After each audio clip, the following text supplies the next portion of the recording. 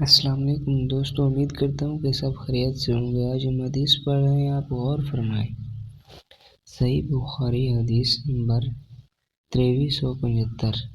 اعوذ باللہ من الشیطان الرجیم، بسم اللہ الرحمن الرحیم۔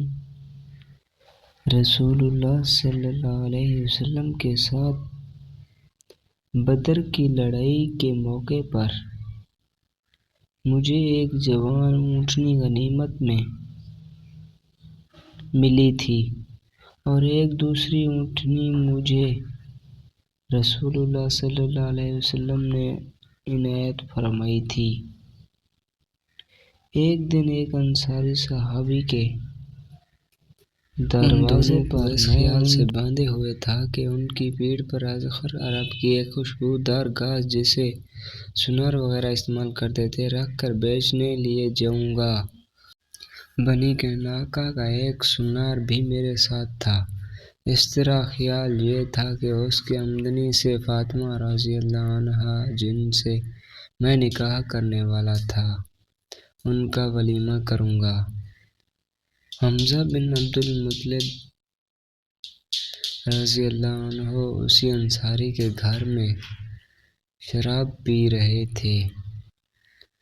ان کے ساتھ ایک گانے والی بھی تھی۔ اس نے جب یہ مصرع پڑھا، اے حمزہ اٹھو اور بعض جوان اونٹنیوں کی طرف بڑھ۔ حمزہ رضی اللہ عنہ جوش میں تلوار لے کر اٹھے اور دونوں اونٹنیوں کے کوہان چیر دیے، ان کے پیٹ پھاڑ ڈالے اور ان کی کلیجے نکال لی۔ ابن جریج نے بیان کیا کہ میں نے ابن شہاب سے پوچھا کہ کوہان کا گوشت بھی کاٹ لیا تھا، تو انہوں نے بیان کیا کہ ان دونوں کے کوہان کاٹ لیے اور انہیں لے گئے۔ ابن شہاب نے بیان کیا کہ علی رضی اللہ عنہ نے فرمایا، مجھے یہ دیکھ کر بڑی تکلیف ہوئی، پھر میں نبی کریم صلی اللہ علیہ وسلم کی خدمت میں حاضر ہوا۔ آپ کی خدمت میں اس وقت زید بن حارث رضی اللہ عنہ بھی موجود تھے۔ میں نے آپ کو اسی واقعہ کی اطلاع دی تو آپ تشریف لائے۔ زید رضی اللہ عنہ بھی آپ کے ساتھ ہی تھے اور میں بھی آپ کے ساتھ تھا۔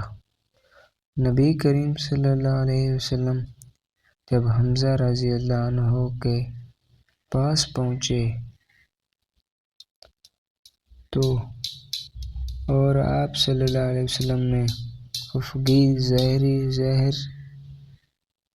فرمائی تو حمزہ نے نظر اٹھا کر کہا، تم سب میرے باپ دادا کے غلام ہو۔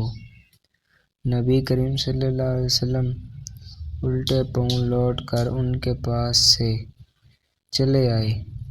یہ شراب کی حرمت سے پہلے کا واقعہ قصہ ہے۔ پیارے دوستو، مزید اس طرح کی ویڈیو دیکھنے کے لیے ہمارے چینل کو سبسکرائب کریں۔ شکریہ۔